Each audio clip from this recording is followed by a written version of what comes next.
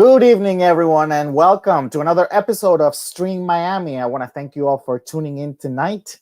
Um, I'm excited. I'm really excited. There's a lot of content that I want to share with you all. I want to start by saying that today we announce our local queen moment winner of this week. So make sure you stay tuned in towards the show. At the middle of the show, we're going to be announcing the winner of this week's Local Queen Moment, sponsored by Local Queen Merch, Joel and Christian. Also, I want to share with you all so many shows that are happening and so many things that other entertainers have prepared using the social media platforms. But I want to start my conversation with this lovely lady. She is a legend. She is celebrating this year 47 years in the entertainment industry, in the business, baby. And she is just a true artist. She's a talented and she has a span of a career that we can sit here and talk about forever. But before I bring her on, I want to share with you a video that pretty much sums up who she is and the conversation that we're about to have today. Take a look. Well, let me just give you a long story short, okay? I've been in this business for 31 years, very long time. And I was never a pageant person because I never liked competition, because just being in show business is competition. Being that I am a seasoned performer and a seasoned person, I just turned 49 last week.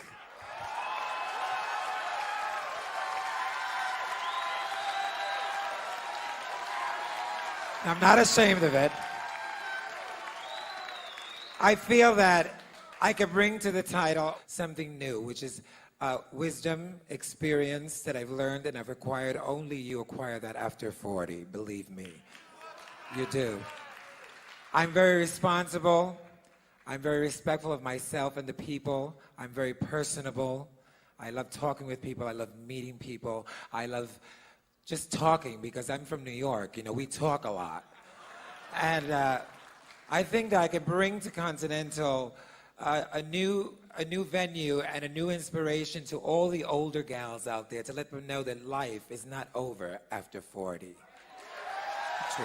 Thank you so much. I love you all. Good night.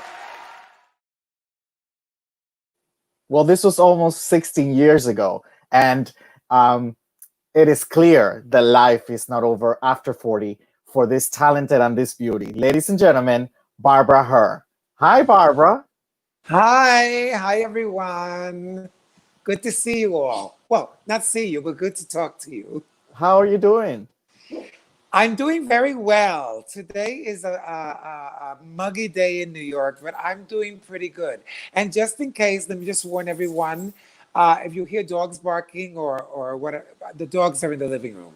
So I'm just warning you in advance. Barbara, I've been working on this interview for a long time, and I'm so happy and so glad that we're finally getting to do it. I know for our viewers, I know that Barbara likes to know who's watching.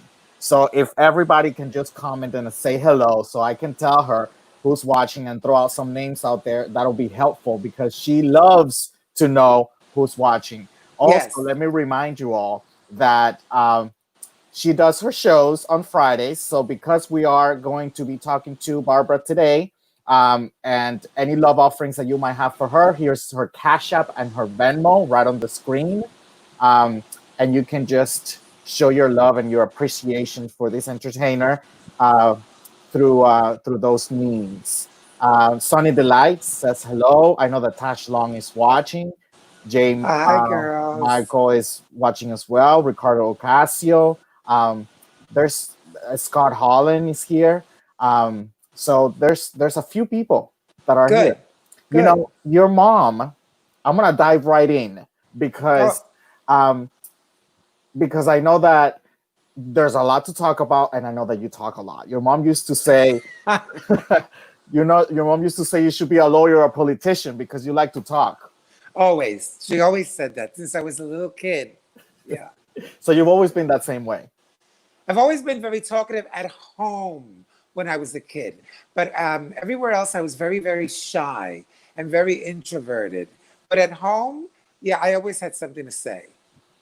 Your parents, you tell me a little bit about yourself. So I don't jump into right at the deep stuff. So tell me, where were you born? What was your brother, your siblings, a favorite color, any hobbies that you have, anything else like that? Okay, well, I was born in New York City in the Bronx, which is where I live now.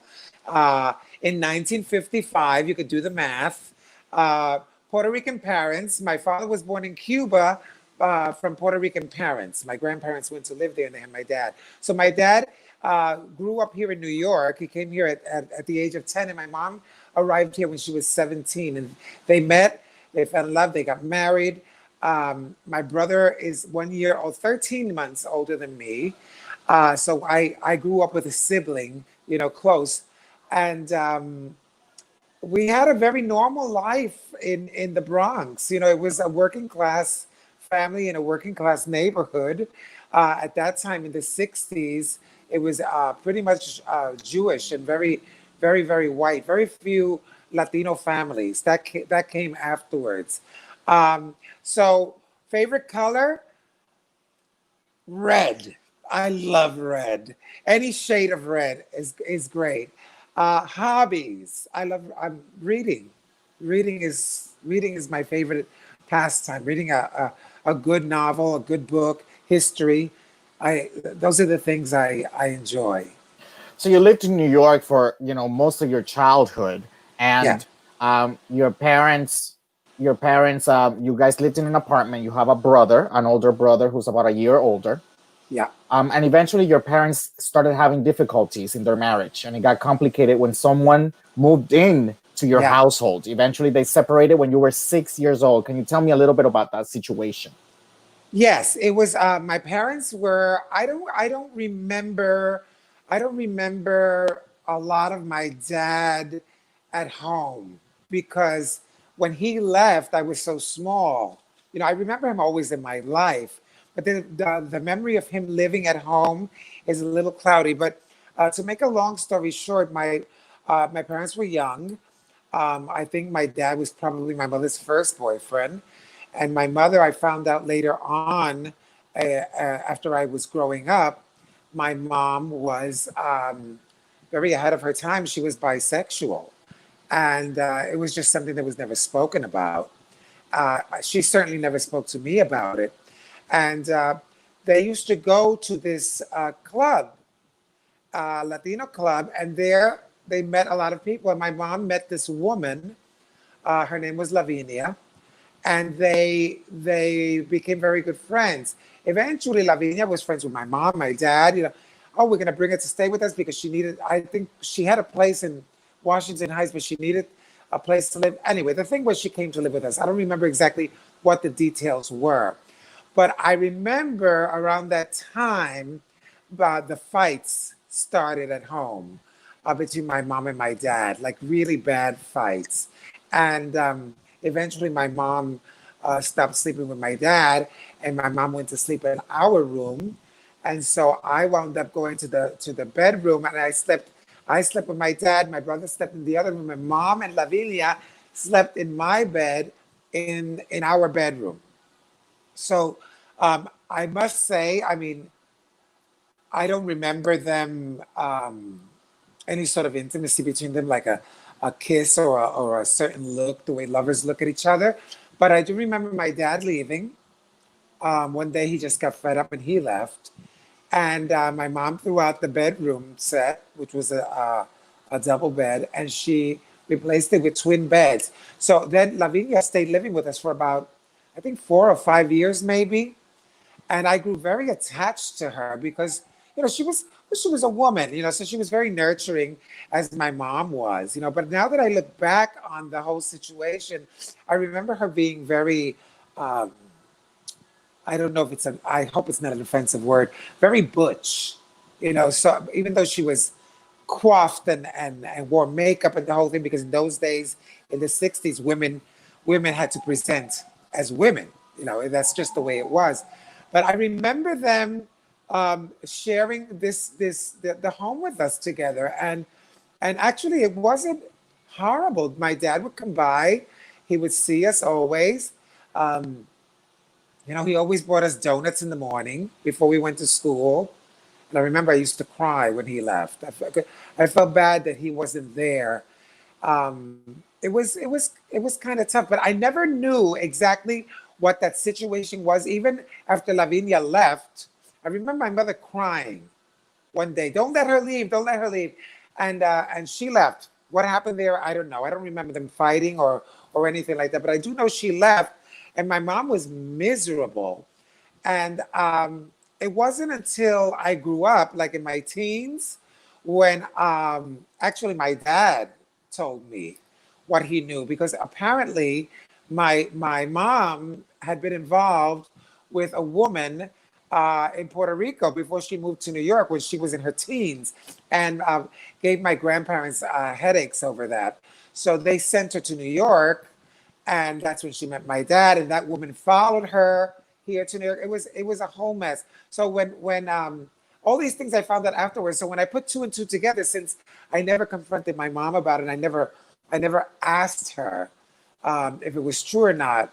I just came to the conclusion that it was, because it just made sense, as the pieces fell together. Yeah. That was complicated. Sounded very complicated. Yeah, especially for those times, because it was Yeah. the 60s. These things weren't even mentioned. They weren't spoken about. It was all so taboo. You were always a singer at heart. Even since you were a kid, you love to sing, and you do a great job at it. You still do. Thank Even you. your mom would put you on stage on some Saturday nights at a club that she actually owned with Lavinia, Yeah. Yeah. and to sing to the audience there. Did you ever go to school or pursue a career as a singer? No, well, um, my mom, when my mom discovered that I could sing, my mom, she there was this talent scout that was going through the Bronx. I remember it was a summer, and I was probably like 7 or 8 years old, and he came up for some reason. He came and spoke to my mom. I don't know how she hooked up with him that he came, but he came, and it was a place called Star Island Studios, and they used to go into the boroughs, which are like the working class neighborhoods, looking for talent, and probably to scam people too. Now that I think about it, but my mom was sold it, and I was so excited. And I remember I took a picture. We went into Manhattan. I would meet my mother in Manhattan where she worked, and then we'd go to Start Island, and then I'd be there with a group of kids, and we'd be singing and doing the vocals and the whole thing. But I think like a few months into it, my mom, who was like making a sacrifice to pay for all of that, my mom said, "You know what? This smells like a racket," and so she pulled me out, and that was it. I never had any formal training or anything like that. No. Tell me the time that your mom found you with her wedding dress on. Oh, well, I must have been. I must have been five, because I think my dad was still there. I must have been like 5 years old, maybe six. My mom went out to the club on Saturday night, like she always did. Left us with the babysitter. That was usually a cousin, an older cousin, and it was a party for me. I used to always go in her closet and put something on, and the shoes fit me at that time, which now they never would, but back then they did. And I wore a lot of her things on different occasions. But this one night, I was hunting through the closet, and I found this box, and inside was her wedding dress, which I had only seen in pictures, and it was beautiful because my grandmother made it. And so I had to put this on. So I went to put it on, and it had no zippers. So this was all with buttons. And I made my brother button it up for me. And he actually did. He looked at me like I was crazy, but he did.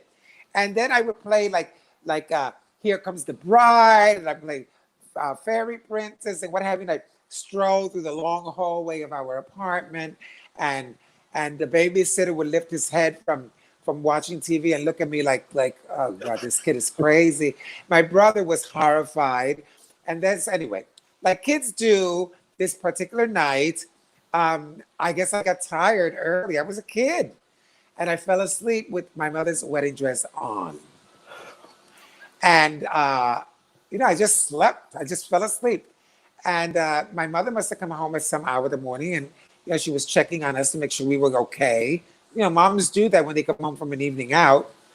And all I remember was I woke up with the only thrashing. I was getting the beating of life because I was in this wedding in Spanish. ¿Qué tú tienes puesto? ¿Qué es esto? Son cosas de muchacha. These are girls' things. Why are you wearing these girls' things? And boom, boom, boom, boom, boom, boom. And so, that was, I guess that was when I realized that I was, different from everyone else. You went to Catholic school, and you mentioned that there was a nun at the school, so a nun that you really, really liked. Her I name did. was Sister Marie Cabrini.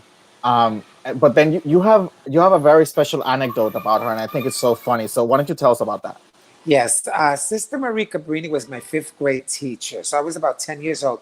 And I really liked this nun because these nuns were very scary. Back in those days, you can get a beating from a nun and then you went home and complained about it. You got another beating from your parents because you did something wrong. But this particular nun was very, very nice with me. But I guess she must have known or noticed something about me that preoccupied her, I guess, or worried her. And so, unbeknownst to me, I did not know it. My first crush in my class was this boy called Anthony Correa, and he used to sit next to me, and we did everything together. He was always looking for me. You know, we were also boys together. We were in the choir together. I even joined the boys basketball team, to be closer with him. And I hated sports, so there was this thing with us, this closeness. So for me, I thought, that he liked me, because I wasn't even thinking like a little boy. I was thinking like a little girl. And I don't remember how it was that I found out that it wasn't that he wanted to be around me or was looking to be around me. It was that this sister, this nun, Sister Marie Cabrini, had asked him to spend more time with me to try and get me interested in more boys' activities, like sports and this type of thing. She must have seen the devil in me and wanted to, be gone, Satan, all these Christian people, that's what they do. Uh, but it didn't happen. So many, many years later, this was in the 60s, in the 90s, when I was already transitioning, for some reason that stayed in my mind. And I looked her up, and because I figured by that time she had to be retired or dead. And so I looked her up, and she was in the convent of Lorvelt here in New York, retired. And I asked for her, and they said, well, her name is now Sister Miriam. I don't know what it was. So I wanted to speak with her. They did not allow me to speak to her, but they gave me the address. So I sat down and I wrote her a long letter. I explained who I was and how grateful I was that she put Anthony in my path in order to get me more interested in boys' activities. Because what this did for me was actually awaken me to the fact that I was feminine in my heart, that I felt like a female, and that was what made my need for transition and a sex change absolutely necessary. And needless to say, she never wrote back. I didn't expect her to. Let me tell Yeah. you something, and let me tell everybody else something. Talking to this lady, she has so many stories that you can't even you can't even condense them into an hour. No. And she will she will talk to you for I four have hours. And I keep have talking. to write I think I have to write a book. You I, do. I You think I have do. to write a I book. don't think these people know the extent of the good memory that you have, and also the amount of stories that you have in your mind. It's incredible. Well, the ones So I remember. you remember almost everything. I mean, come Yeah. on, you remember these people by name. Yeah. School wasn't that bad until you got to high school, and they transfer you from that private school, Catholic school, to an all-boy public school, and it was a nightmare for you. There was an episode there that traumatized your life. Yeah. Even so, that you managed to skip school for about 3 months straight without your mom noticing. Like you had the whole thing planned out. Tell us what happened to you. Yeah, I when I graduated from St. Anselm, which was my grammar school, my mom wasn't going to continue paying for private schools, and so I had to be enrolled in a public school. My brother was in DeWitt Clinton High School here in the Bronx, and it was at that time. Now it's co-ed, but at that time it was all boys. And when I say all boys, we're talking about Latino and black boys. It was a very ethnic school. Not many white boys in this school at all. So it was kind of rough. And I was petrified. I just never wanted to go there. I wanted to go to Performing Arts High School. That's where I wanted to go, and I'll get into that later. But I never auditioned until later on. So at DeWitt Clinton, it was very uncomfortable for me because the way you all know me, the way I act and the way I express myself is the way I've been my entire life. And so it was really, really hard. Um, the bullies were everywhere. I was humiliated constantly in the hallways, in the classrooms. I started cutting classes. I would spend a lot of my periods in the guidance office where I answered phones basically, because that way I was still in school, even though I was cutting class, but I was still in school. And I can honestly tell my mother I went to school. Uh, yeah, so this went on for a while. And then in this particular school, well, Burt Lancaster, the actor, graduated from here. That should say it. It was very macho oriented. Um, Gymnastics, being in the gym, you needed to pass physical education in order to graduate. There was no way around that, and I was terrible at it. They'd have me doing handstands or mounting that horse thing, and I was just terrible at it because I just was not. I wasn't made for that. And so a lot of the laughing came there, not only from the students, but from the teachers themselves, the phys ed teachers who were all guys. And there was the locker room, which was even worse because you go in there, you had to change for gym class, and then afterwards you had to take a shower before you left um, the gym. So for me, it was always very difficult because I always felt like I was a girl. I didn't want to take my clothes off in front of all these guys who looked at me funny anyway. You know what I mean? So I would always wait until the locker room was empty and I knew everyone was gone. And then I would get into the shower by myself because see, that's another thing. The showers were not individual. They were like 5 or 6 or 7 nozzles all coming out, and you showered there with everybody at the same time. That was another thing that freaked me out because I've always had penis shame. You know what I mean? So this one time when I thought I was alone and I was getting into the shower, uh, I felt like someone was staring at me. And when I looked to the door of the shower, there were 4 guys, 4 older guys. I think they were seniors, and they started the mocking. They were in towels, and you feel like a woman. You're the girl in the school. How you're the only girl in the school? We're gonna treat you like a girl. That type of thing. And I did not know what to do. I just froze. I didn't know if I should try to run or because I was never a fighter. I was never street wise. I went to Catholic school for God's sake. I was a pansy. So yeah. And then before I knew it, one of those guys had already come because they were circling me. So one of them came around behind me and grabbed me by the head and held my hair back, while the other two grabbed my arms. And then the other one in front dropped this towel, and I knew they were going to come and probably rape me, between all of them. And I could not let it happen. And since I couldn't scream, I couldn't do anything. The only thing I remember doing was bumping my head back, and with my head, I hit his head, and he went back, and there I could bite this guy, shove this guy to the side, and I ran straight ahead, shoving the other one, and I ran into the bathroom and locked myself in there. And it seemed to me like I was in there for hours, and I don't think it was that long. It could have been maybe 10, 15 minutes, maybe. But I was so petrified. And so when I realized there was no one in the gym, that they had all left, I grabbed my things, I got dressed, and I ran out of school. I never went back. For 3 months, I cut classes because I was so petrified, and I couldn't tell anyone, because in those days you couldn't even tell your parents, because if you told your parents, right away you were a faggot.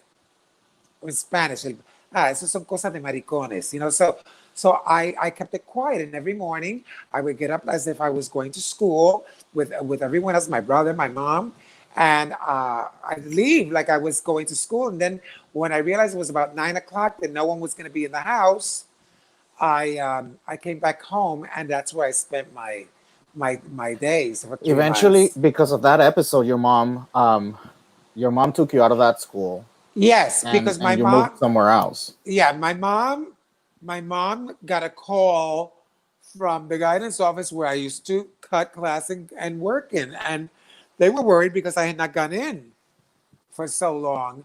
And then my mom realized there was a problem, that we went to see the guidance counselor, and I never mentioned what happened, because that was just such a touchy subject with my mother. You would think it wouldn't be, now that looking back, that knowing that she was bisexual, but it was very touchy with her. She was not on board with having Well, also she had that mentality of raising two boys. She yeah. didn't even know about how to Well, deal with she everything else, I think. she was from the World War II generation. That was a whole different line of thinking, regardless of what your sexual orientation was. But So eventually, your mom, you guys decided to move to Puerto Rico. yes, You moved to yes, Puerto Rico, you and your brother, but she got ill. She had heart complications, and she became an invalid, actually. And at 17 years old, you were responsible for taking care of your mother, for feeding her, for cleaning her, for maintaining the household, and going to school all at the same time. And not long after your mom passed, you were only yeah, 17. Your yeah, relationship, um, your relationship and your faith in God has always been very, very strong. yes.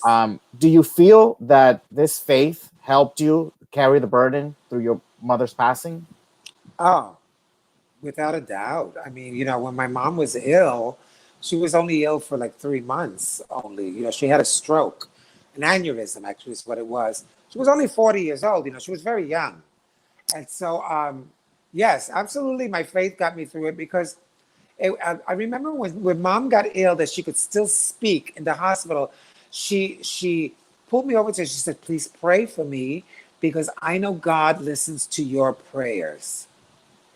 I found that like I had an obligation to not only pray for her, but that I have this connection with God for her, and that's what I did for all that time. Eventually, after we brought mom home, and things were really bad with her, she had another stroke, and we had to take her back to the hospital, and it was just a matter of time. And so I went to a church. There was a chapel in our neighborhood in Puerto Rico, and I sat there. There was no one in there, and I sat there and I spoke to God, and I asked God. I said, "Look, um, I don't want to be tired of taking care of my mom ever, and I know that if she lives and she's an invalid, I'm going to have to be the one taking care of her, and I don't want to hate taking care of her. And uh, if she's not going to be completely well, I'd rather you relieve her from her suffering." And a couple hours later, she passed away. So it was That was January when she passed away that yes, year. You graduated high school in May because you did a program also that you would condense the entire week on a Saturday so that you could, take care of your mom and do all these things in the household and things like yeah, that. So yeah, you sped up the graduation process. So you graduated. Your mom passed away in January. You graduated high school in May, and in mhm, June of that same year, you moved back to New York City to pursue a career as a beautician, which went really well for you. yeah, And this is where you met your first boyfriend, Leo. And that was your first kiss, My first everything. your first everything. So tell me a little bit about that. But briefly, Barbara, because we ain't gonna make all this talk about Leo now. I just want to Okay. know about your I just want to know about your first Well, kiss. I met Leo. Leo was in the beauty school. He was graduating. It was that he was always giving me the eye. I was shy. That day he graduated and he was going down to pick up his coat, and I was down where all the coats were, and he just pulled me into a corner and just laid a sloppy kiss on me, which I did not refuse or complain. Eventually, we started dating, and Leo was my first. I But lost my what people virginity. don't actually know is that you lost your virginity not late, when you were 18 years old, and it wasn't 18. Leo. No, Tell me no. the story about that, because this Okay, is some story. very quickly. After I broke up with Leo, I was going to this disco in Manhattan called Hollywood, and I used to love going there. And anyway, I met this guy. He was from the West Indies. Actually, he looks a little like you. He had that skin color, and very short guy, by the way. I've always been this tall. Anyway, it turns out his name was, I'll never forget his name. You never forget the first. Terry Suneth. I He told was, you she had a good memory. yeah, I'm not making this up. he was an anesthesiologist. So he was quite older than I was, which is very strange. But he didn't look it though, because I'm not into older people at all. I'm not ageist. I'm just not. And so, thinking back, that was kind of weird. But anyway, he and I were seeing each other at this place for a few weeks. Finally, he invited me to his place, and I was there with my cousin, who was also gay, and I went with him. So we went to Brooklyn Heights. I had never been there in my life. Some beautiful condominium, a high rise, beautiful apartment. And I was wearing these little fishnet underwear that you would swear were panties, but they were guys' underwear. And so I'm in bed with this guy, and we are going to get down and busy. And then he had this little black chihuahua, and the chihuahua jumped up on the bed, and the whole time I'm losing my virginity for the first time. This little dog is there. It was a whole time. I was petrified that he was gonna bite me. But that's my anecdote of when I lost my virginity. Do you remember the name of the Chihuahua? No, no. Well, I know one thing. Since I love animals and I Yeah. love dogs. But since that day, I knew I would never own a Chihuahua. Theo's asking, how old were you when you had your first kiss? I believe it was 17, right? I was 18. It was all Oh, 18. 18. It was all 18. This all happened that one year. I was in beauty school. It all happened at that time.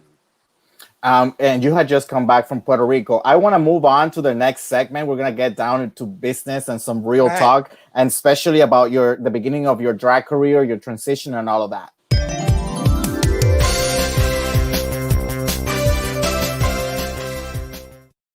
But before I do, I want to announce this week's winners for the Local Queen Moment of the Week, sponsored by Local Queen Merch, Joel and Christian. So the winners are, drum roll, Sun Delight and Noah. I'm not even going to Ah, try to say his last name, because even though Sunny schooled me on how to say this, because I asked her, I don't even want to try. Noah Boutillier, I believe. I'm so sorry, Noah, if it's not correct. But congratulations. You guys are the winners of $50 in cash this week. Thank you for the Patricia. hashtag. And for everybody else that wants to, we still have 2 weeks, I believe, for the contest. So this is how to enter. Number one, you follow Local Queen Merch and Stream Miami on Facebook. You tag hashtag Local Queen Moment on the lives, videos, and pictures of your favorite queens, and you can tag as many queens as you want. And then immediately and automatically, you and your queen will be entered to win a $50 cash tip. And the winners are announced every Thursday here at the show. So, congratulations, Sunny. Very Congratulations, nice. Noah. You've done a great job and you got some money for it. And that's Yeah. amazing. So, let's talk about drag. Let's. Everything started in 1973 in New York City. And Every this that is what that one year, everything everything started. started. That was like a breakthrough year for you. And Yeah. this was only 4 years after the Stonewall riots. Yes. So um, your debut in drag was with the Cherries under the fabulous name of Peaches Cherry, and Yes. shortly after you moved back to Puerto Rico, where in you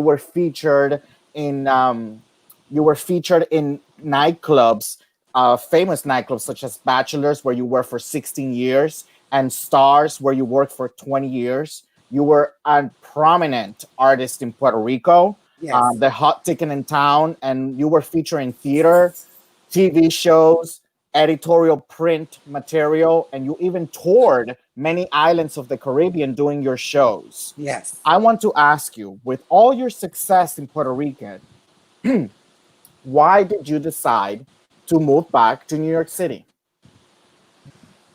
Well, very quickly, I can tell you very easily.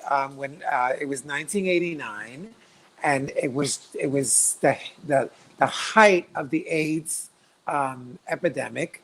My close circle of friends basically had all died.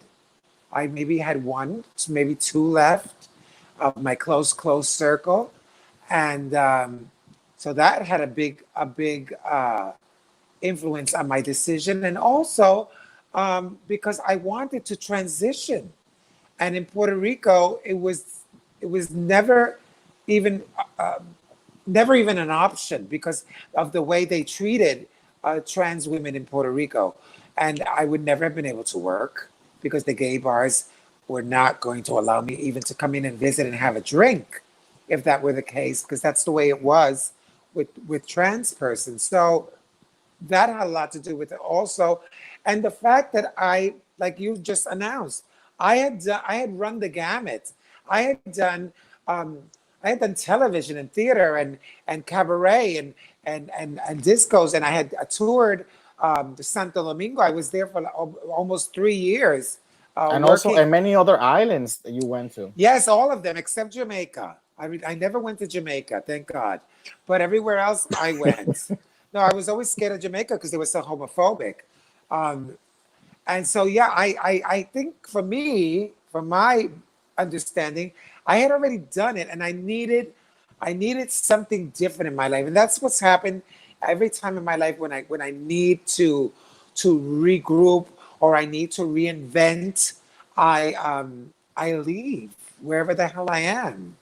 You know, You were actually thinking just a few weeks ago about maybe moving from New York City I'm because you needed still a I'm change. I'm still thinking, and I really want to live in Spain. That is my goal, and the reason I'm not there already is because my dad is elderly, and I'm still looking out for him. Otherwise, I'd be living there. Tell me quickly how's your dad doing with this COVID-19 situation and stuff like Thank God, my dad is a very strong man. He comes from a very strong stock of people. His mother died when she was 99 years old, and he's going to be 93 in August. I speak to him every single day. I placed him in a nursing home where he is thriving wonderfully because when he was living alone, he was doing very badly. They had even put him on dialysis, and I thought he was going to go. And now they took him off dialysis, so he's doing extremely well. So thank you. I'm going to see him now in August. that? Yeah, you did Yeah, mention that you're gonna take yeah. Rocky with you. I'm taking Rocky, my problem child. Your transition was later on in life. Actually, you didn't start early, you started late.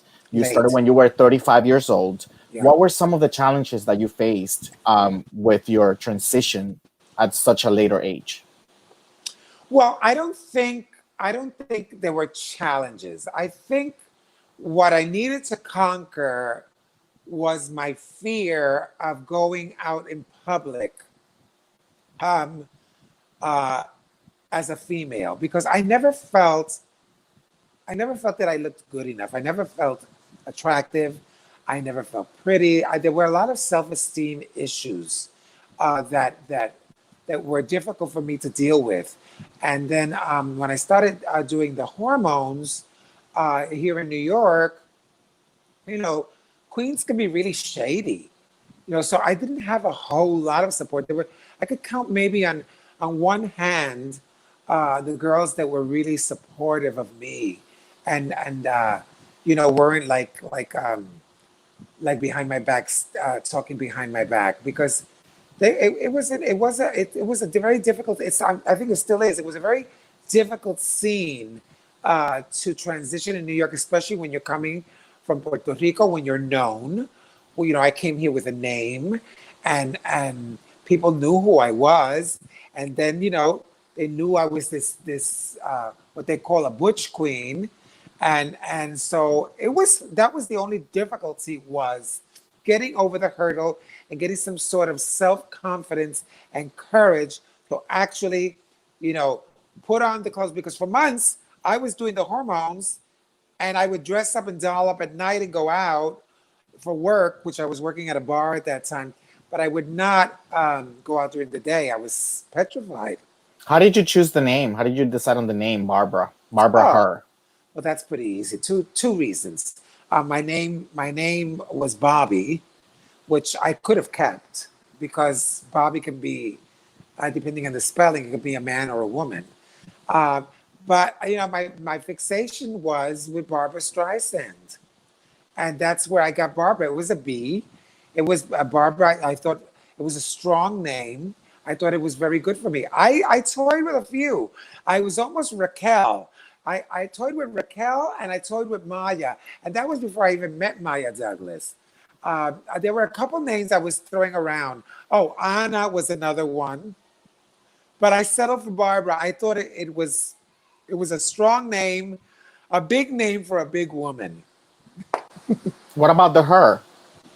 Her started in Puerto Rico, because when I was working at Stars in the 80s, I was Bobby Hernandez. But when I went on stage, I would say, "Good evening, my name is Bobby Hernandez." And so the her thing became like a cliche. And friends of mine were saying, "Miss Her, Miss Her." And so I said, that's not really a bad idea to take a drag name, because in those days in Puerto Rico, there were no drag names, no, definitely no women name, no female name attached to a female impersonator. And so I started with Her. So I was Bobby Her. And then when I came here and I transitioned to Barbara, then I was Barbara Her. You were always against pageantry. Yes. It's one thing that you didn't like pageants, because you felt like you didn't need the competition, because you already had a competition in show business, and also you're not one to sit there and have people judge you. You think that No, it's just not a good thing. So no. why or how did you get to appreciate pageantry and eventually start competing? Yeah, I never liked pageantry because of that. Because it didn't help my self-esteem. You know what I mean? Because when you don't win, it sort of it screws with your mind. um I started to appreciate pageantry big time. Everything goes back to Continental always. I mean, it wasn't so much the prelims, because the prelims were always fun, and I always knew what by looking at the competition in the prelim, when I would win and when I wouldn't. I won every prelim that I was in, by the way. um I think my appreciation started once I was in Continental, once I had already competed in the nationals. I didn't always place top five until the end, but I did always place top 12. I was never left out. And that gave me confidence, because what this did for me was um, expose me to people who would never otherwise never have seen me or what I do, and I started traveling, even without being a Miss Continental or a top five Miss Continental. I was already traveling.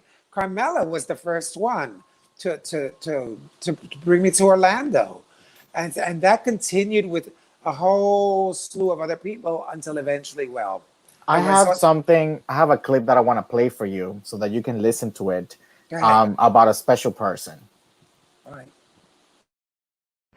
What can I say about Barbara Hers? She's my friend many years. I was the first person that took her to Chicago. I always believed in her talent. Even she wasn't a pageant girl, I believe that she can do a pageant, and I wasn't disappointed.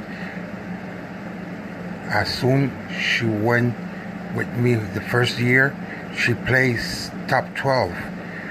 And I feel so happy for her because many people don't believe that she was a pageant lady, that she was a big entertainer, but not a pageant lady. And she gave me one crown, and I love her.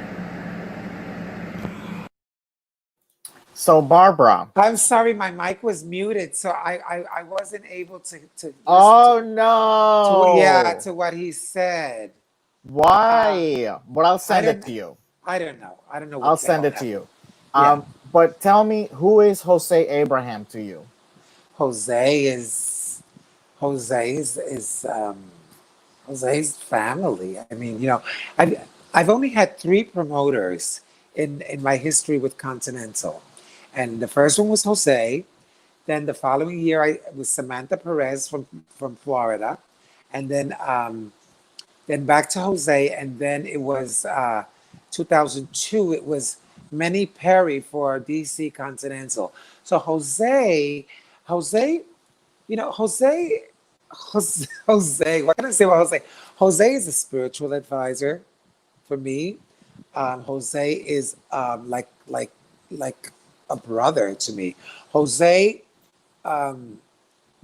pushed me. He's like my godmother in pageantry because whenever I didn't want to do anything, he did it. And whenever I won one of his prelims, he made sure that I was head to toe perfect.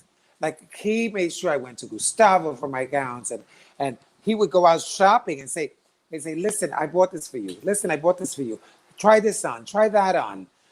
Eventually, he was the one who took me to Mexico, to get the revamping that I got, and I just owe so much to Jose. Still to this day, he's very special to me. It's funny that you mentioned that because by the time that you were 46 years old, it was Jose who took you to Mexico, like you said, and gave you Yeah, all types of lifts and makeovers and everything. You weren't even planning on doing your nose, and you woke up and you had a nose job. yeah, You didn't even know you were getting all that. To yeah. later on hit the continental stage in a perfect form. And that year, there was a moment on the continental stage where you say that you finally felt like you had arrived.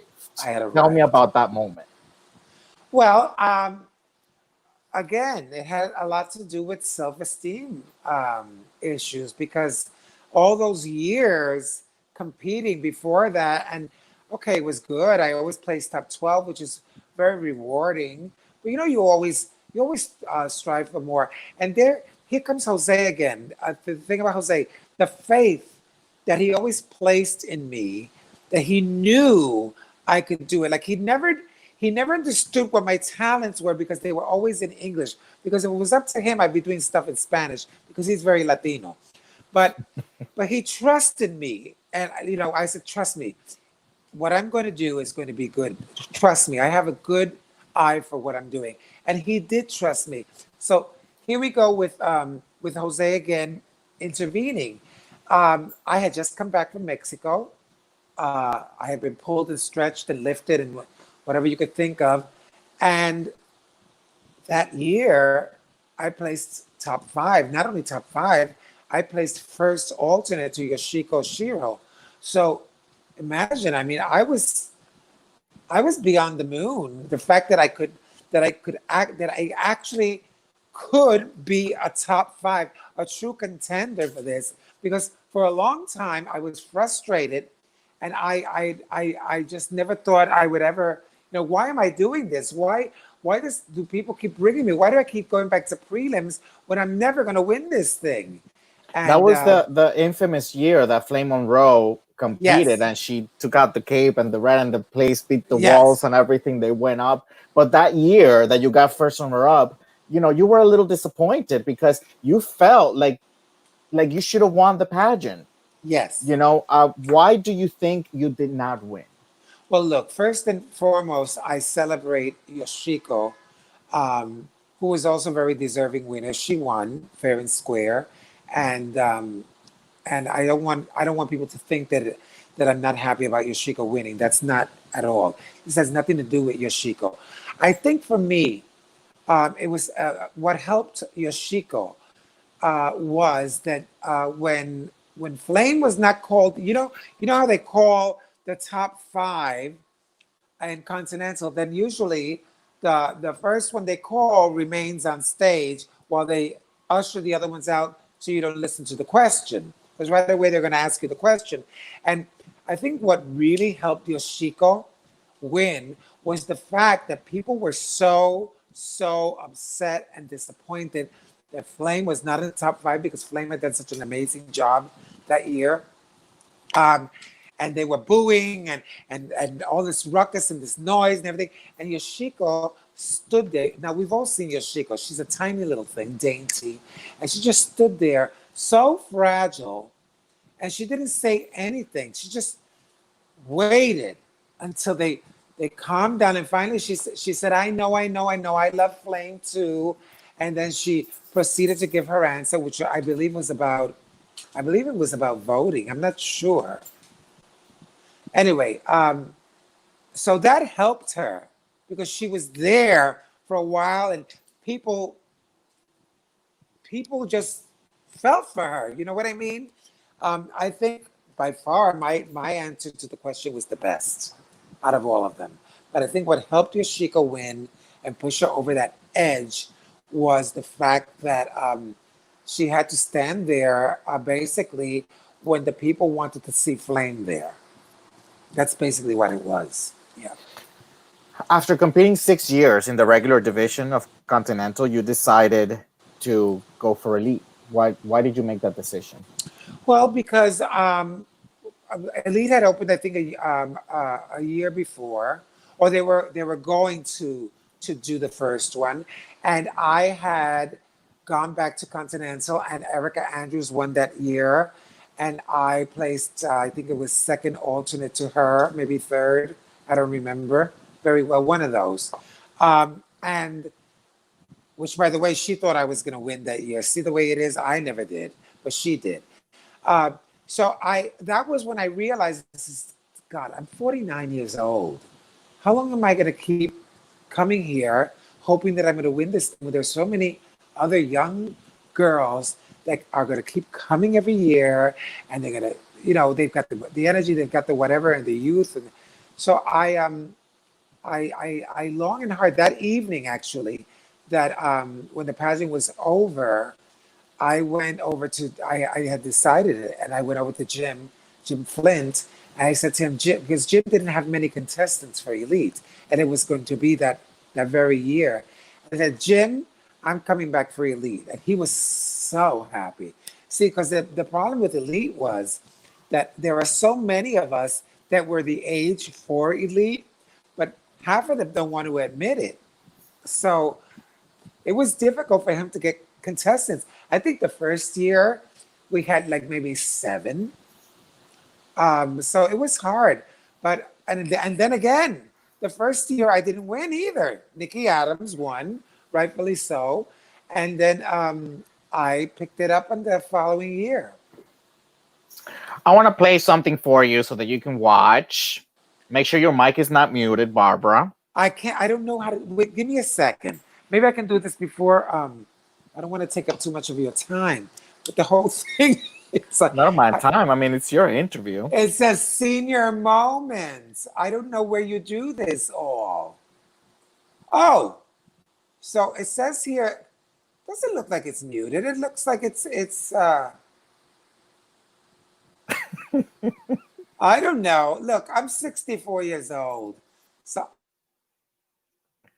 Now you muted No. it. Yeah, Okay, now you're no. good. Yeah. I don't know why Well, it let's says it's try. muted. All Let's right. try. Let's try to see. If What not, are it you doesn't matter. showing me? Well, you're gonna see. All right. It's Liza with a Z, not Lisa with an S, cause Lisa with an S goes snubs. It's Z instead of S, lie instead of Lee. It's simple as can be. See, Liza. High up on a hill with a swimming pool and an iron gate. Once a prince traveled round the world just to pay a call, and she made him wait.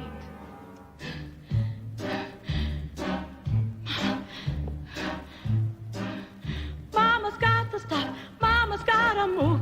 Mama's gotta go. Mama.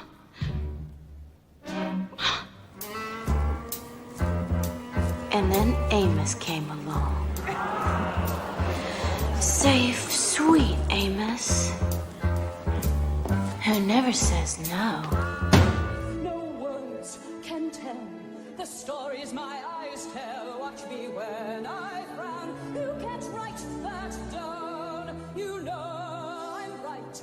It's there in black and white. When I look your way, you'll hear what I say. Could you hear that? Yes, because the Oh, thing good. is, I had to tap the screen. I didn't see that before. Oh, okay. So Yeah. you have had the some of the most celebrated solo talents in the continental stage. Not because Thank you. I've said it, it's Thank you. because many people have said it. How does that make you feel? It makes me feel very honored.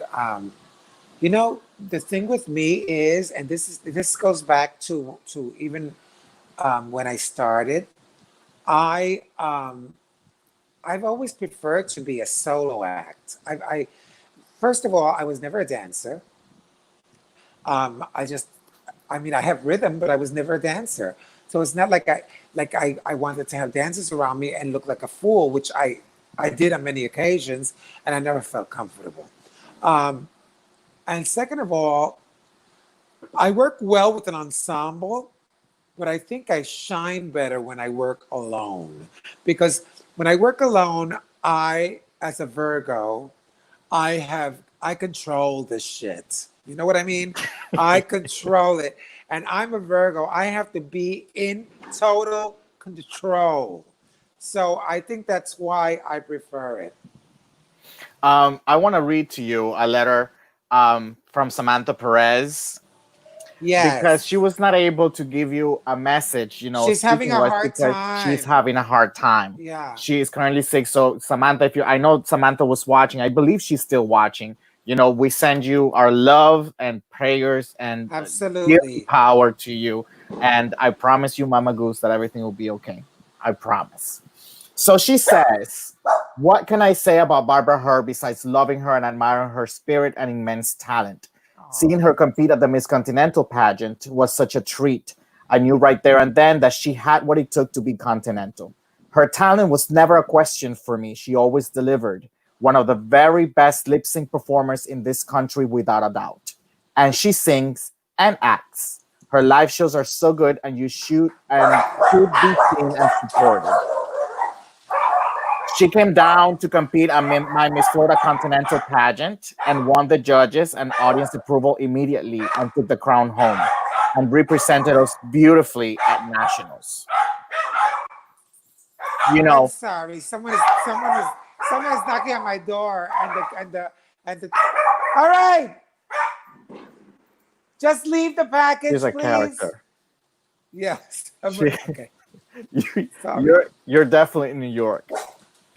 God, I'm sorry. Continue. I'm That's okay. sorry. She says, she's one of those people you meet and you feel a connection like you have known her all your life. I wish she lived closer because we'd be the best of friends.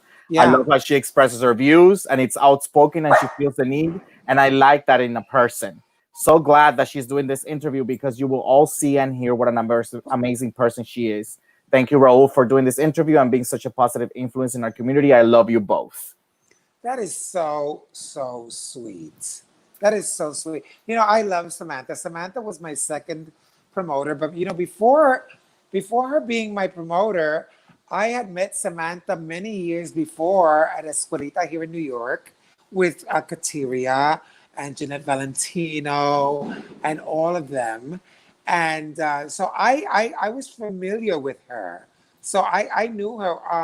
When I went to compete, which was my second time at Continental, when I went to compete in Florida, I was a little worried because I was competing with Whitney Gaitan, who was fabulous and gorgeous and the whole thing. And when I won, I was really shocked. And that year, I got to know Samantha more because I was traveling to Miami a lot, and I was working, and she got me work. And actually, I think that was probably the last time I was in Miami. You know, we have really that long ago. Yeah. Oh my God, they drive. I'm sorry, they drive me crazy. Someone keeps ringing my bell. You know, only 3 years ago, you underwent sex reassignment surgery. Yes. You were always against it Yeah, when you I were was. younger. I was. What were the deciding factors that made you get this surgery? And are you happy that you did it? Well, I mean, the bottom line with the surgery was that it wasn't that I wasn't against it. I was iffy about it because this surgery was complicated back in the 80s. It was just unheard of, and complicated. I wasn't sure I was going to be happy and how it was going to be performed. Plus, it was very expensive. Who had money for it in those days? I don't know how the other girls got it in those days, but they did. But as time went on and science went on, the surgery's been perfected to an amazing degree, where it's pretty much difficult to tell whether it's cis or not. And yes, I'm very and Obamacare paid for it, so I did not have to pull out a penny from my pocket to pay for my surgery. So that was a big factor. And am I happy? Absolutely. I feel complete. Again, I'm going to repeat. I lived with penis shame my entire life. The fact that I was able to have this even at my age, which I also thought I was too old to be going through all this madness. No, I wasn't, because you know what? I'm happier than I've ever been with myself. This has nothing to do with my work or anything else. This has to do with me being happy with me, and that's what makes it all so great. Barbara, I'm gonna play something else for you. This is the last thing I'm gonna play for you, Go ahead. so that you can be ready to click on your screen. Let me put my Hey, glasses. Barbara, just want to give you a quick shout out. You're more than just an inspiration on stage, you're an inspiration in real life. When you walk out that door every day, you're an activist. And you inspire a lot of us in the LGBTQ plus community to do the same, to push harder, to try and demand our rights. And also, And not just that, you are our dear friend and our family, and Jackie adores you as well. So we've been through a lot. You're a survivor, and you're going to survive everything. So, we love you, congrats. Barbara.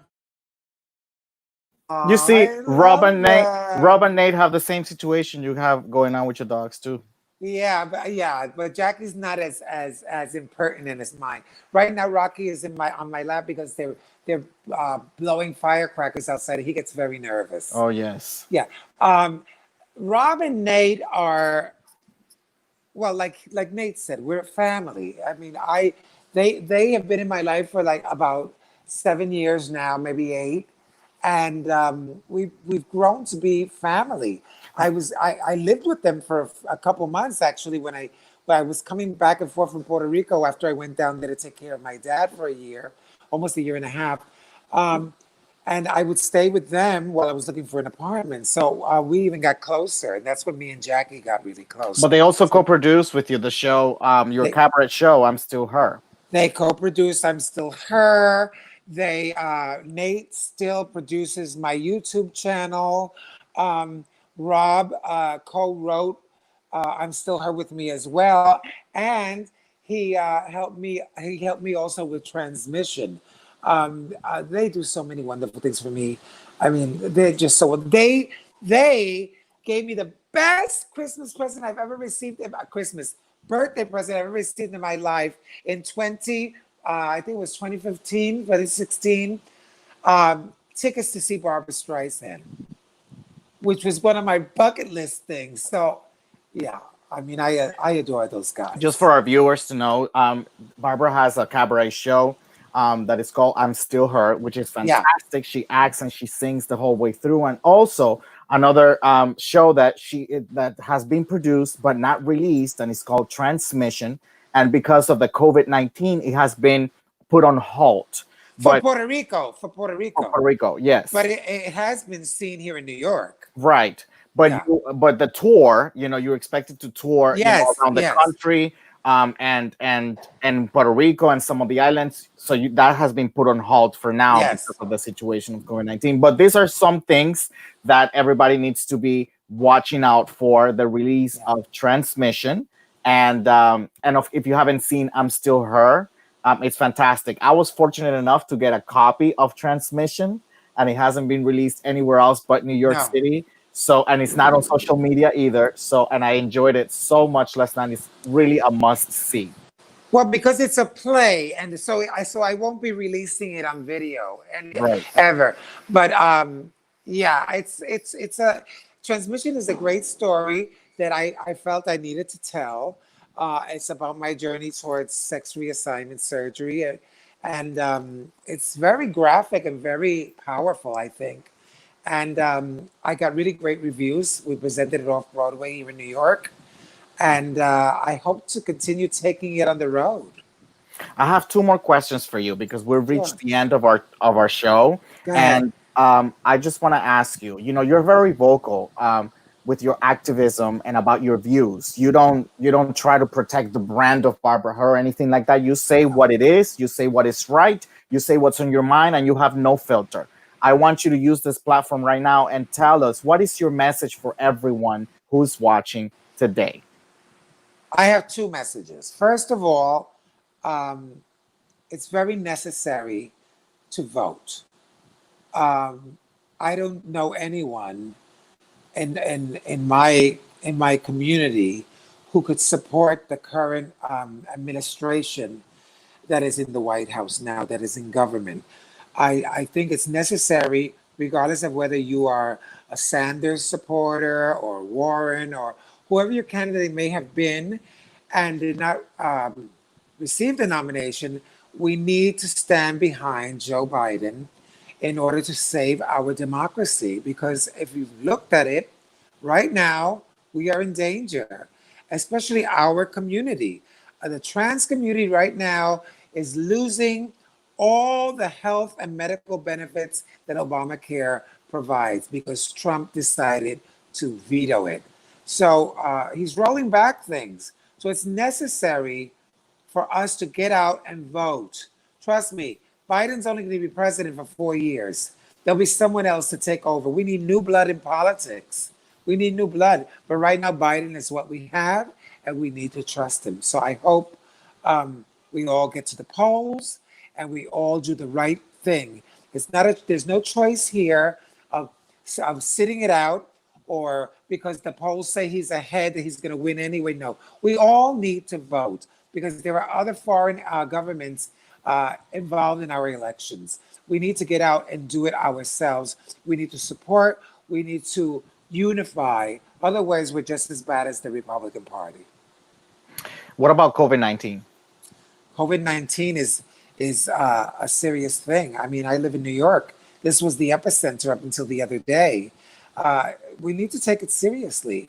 I'm not saying we have to lock ourselves up in our home like hermits, but we need to listen to Dr. Fauci and the CDC and follow the guidelines that they're giving us as responsible citizens. Today was my first day out taking the subway in New York. I told Raul this earlier. I went out. I put on gloves, I put on my mask, and I went about my business during the day because my life cannot stop. I had to see the doctor. I went, life is going to go on, and we are going to have a vaccine for this, but we need to be patient and we need to be, above all, responsible.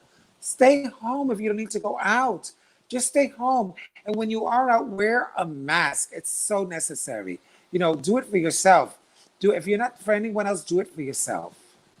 Barbara, this is my last question of the evening. It's been such a pleasure to have you here.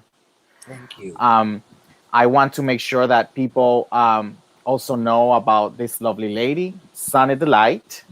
She has her live feed hair sale every Saturday at 1 p.m. She does absolutely wonderful work on hair pieces. They're handmade, hand sewn. She has a variety that you wouldn't believe. So please, if you have not seen some of her work, please do so and support her as well. Maybe you might know somebody that might need some hair. And she's just absolutely fabulous. Also, um, Chevelle Brooks has her live on Wednesdays. She just had it last night, so then it would have to be next week. But now you know that she has her on Wednesdays, and Desiree De Mornay Tuesdays and Saturdays has her live shows also on Facebook Live.